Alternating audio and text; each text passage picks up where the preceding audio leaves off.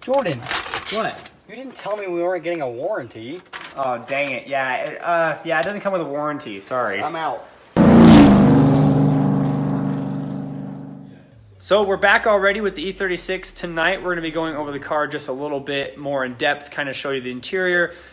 We haven't touched it since we picked it up. We literally grabbed the car, stuck it in the trailer, and brought it home and videoed that. We're going to go through it a little bit more in depth. The other thing we're going to be doing tonight is parking it out on the driveway and seeing if we can't bleed the coolant system and see if we can't get it to stop overheating. We're also going to check on some other minor mechanical items. I've got a set of spark plugs left over from the E46 when we supercharged it, and some other things that we have laying around, such as injectors, that we can make sure. The other thing that RJ pointed out that is probably attuned to its rough idle is it does have old gas in it. So we can try to drain the gas that we've got in it. I'm not sure how to do that necessarily, but we can add some new gas and see if it cleans up the idle. So we're gonna be pulling it out and putting it in this other bay so we got some more light and some more room to work on the car.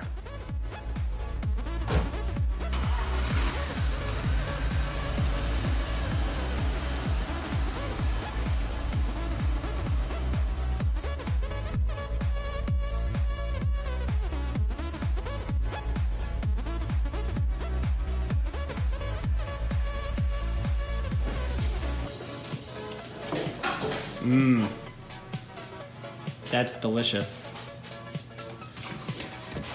Darn, I was gonna try to rip that out.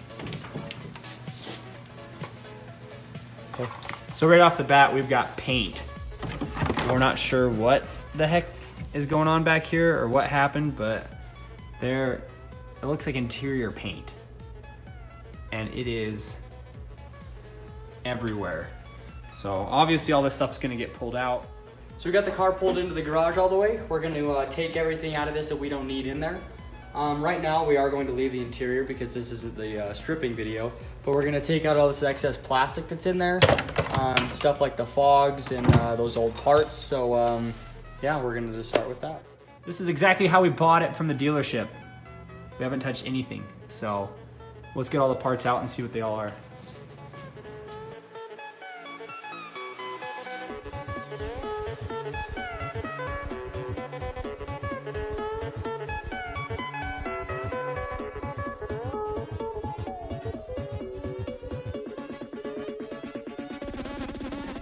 So here's everything that we found in the back seat and the trunk.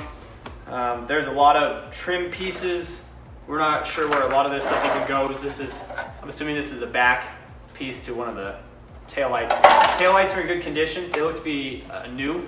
They're a Depot brand, which we're very familiar with. We have several Depot parts that we run on our E46s.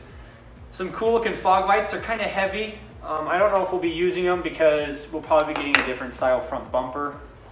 As you saw, the front bumper is busted up right now, so we'll definitely be getting a new one, and I don't think we'll be replacing it with the same style. Got a little box, it's got some lug studs and some light bulbs in it, some more trim. The BMW reader, I don't know how that even works. Then a converter to, I guess, this car, I guess it takes a different OBD2 plug. Again, some more parts. Here's the electric fan. We're hoping that this thing works. It's kind of heavy, so might get replaced, but I can't imagine it doesn't work. Bearings seem to be okay in it. Window regulator. That would be nice if it's the driver's side, because right now the door drop doesn't work. So when you go to open the door, windows are supposed to drop a little bit. Those don't work, and the window doesn't work at all when you play with the switch. So maybe we'll luck out on that. What we're really curious about are these injectors. There looks to be two different sets of injectors in here, and they don't look to be in terrible condition, especially these darker green ones. And then there's a couple coil packs over here, which look to be relatively new. This one's damaged, but this one looks pretty new. It does not look old at all. Maybe a vacuum hose goes to the intake or something like that. So we're gonna go into the engine bay and see if we can match some of these parts up in our head, see if we can figure out where some of this stuff goes. And we're also gonna be going over the interior with you guys, see how bad it is in some spots and how excellent it is in others. Where's the... Dude, the back seat looks way nice. There's no seat belt for... What the heck? Whoa, this is weird. It goes... Ah! Seat belt doesn't work.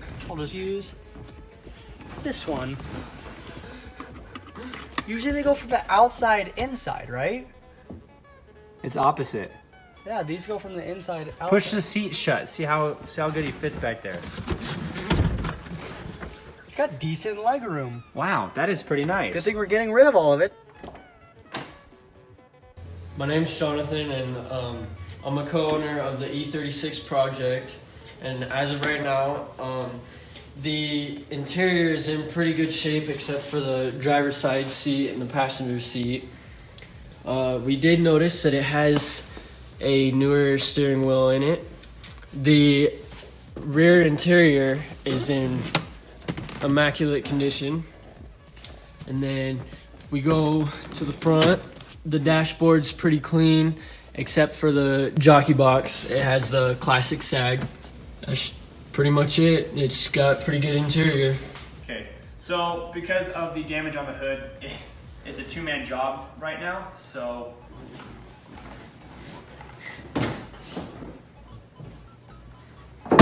it came like that.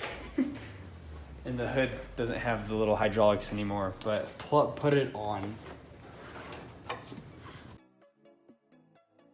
that's really that's really sketchy. Or let's do the other side too. Right here. Oh, this side is completely been ripped off, so we're just gonna.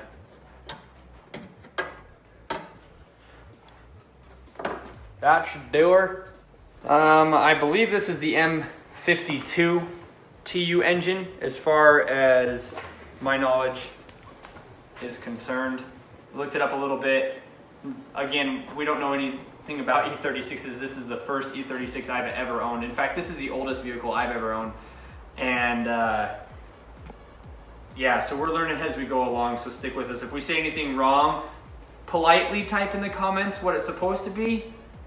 Don't blast us, because we really don't know. This piece has been replaced, I'm assuming, since it's not the original color of the car, and it's actually doesn't look like it's ever been painted. The grills aren't in too bad a condition. Wiggle around a little bit. Something we did see that was cool was it does have the CX Racing radiator on it, which is an upgrade to what it originally had. If it was anything like the E46, it had composite end caps and some stuff like that, which tend to fail. The expansion reservoir tank is being held in by zip ties, so we're gonna have to go through that, and that's probably where we're gonna be bleeding tonight. And then it looks to be very similar setup to our M54 engines. Spark plugs and coil packs sit underneath here, and the injectors sit underneath there. So we're gonna be pulling that up in tonight because it's super easy to get. Just a couple of screws, a couple nuts, and comes right apart. So we're actually gonna do that right now.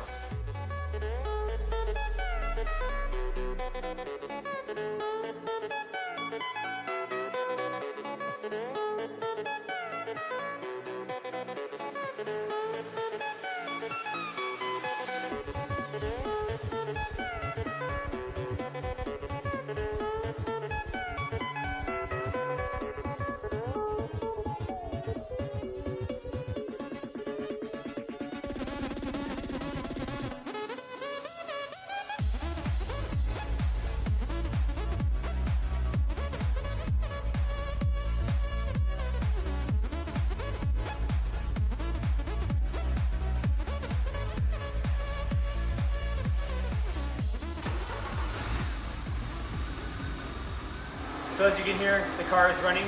It's running a little bit better. So we're going to continue to work on our vacuum lines. That's a really cheap thing to do. Oftentimes vacuum hoses are sold by the foot. So you can redo an entire engine bay as long as it's not any special vacuum, as long as it's just the standard hose sizes. We're looking at probably about 10 to 15 bucks to go through the vacuum system. And we're going to roll this out and put it on the driveway. We're going to put it on an incline. We're going to bleed the coolant system and see if we're continuing to overheat.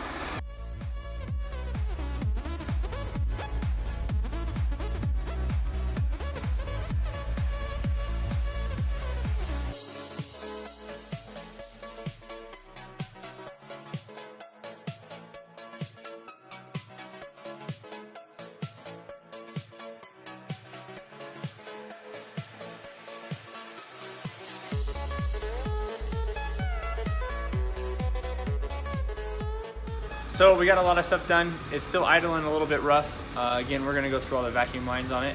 As you can see, we're leaking coolant pretty bad, so we weren't able to bleed the system completely. We're thinking it might be the coolant lines that run underneath the intake along the engine block. But we did get to drive it a little bit more today. We probably doubled our seat time in it tonight, and we've only driven it like Up and down the road. Yeah, maybe 1/10 of a mile each. So we're super excited about it. It's got a lot of torque. It's got a lot of power to it. It's holding temperature, but it's spilling everywhere. So there's got to be something wrong. So we're gonna continue to look into it. And until next time, peace out.